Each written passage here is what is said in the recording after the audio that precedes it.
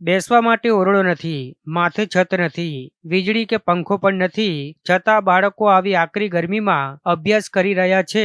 આપણા કહેવાતા ગતિશીલ, વિકાસશીલ અને વાઇબ્રન્ટ ગુજરાતના બનાસકાંઠા જિલ્લાના દાંતા તાલુકાના પીપળાવાડી વાવ ગામે દાંતા અને અંબાજી વચ્ચે અરવલ્લી પર્વતમાળાથી ઘેરાયેલા પીપળાવાડી વાવ ગામ ખાતે આ ખુલ્લી પ્રાથમિક શાળા નંબર 2 આવેલી છે, જ્યાં બાલ મંદિરથી ધોરણ 5 સુધીના લગભગ 82 જેટલા બાળકો છેલ્લા 6 મહિનાથી ખુલ્લામાં લાઇટ, પંખા કે શાળાના ઓરડા વિના આવી ભીષણ ગરમીમાં પતરાના શેડ નીચે અભ્યાસ કરી રહ્યા છે.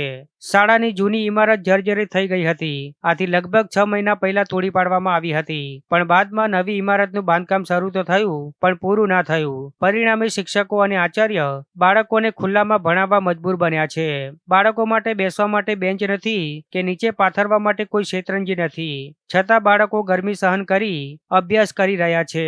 આમ બાળકો સાથે શિક્ષકો પણ મોટી મુશ્કેલીઓનો સામનો કરી રહ્યા છે. જોકે જ્યારે આ મામલે ટીપીઓ અધિકારીને પૂછવામાં આવ્યું ત્યારે તેમણે શું કહ્યું તે પણ સાંભળો.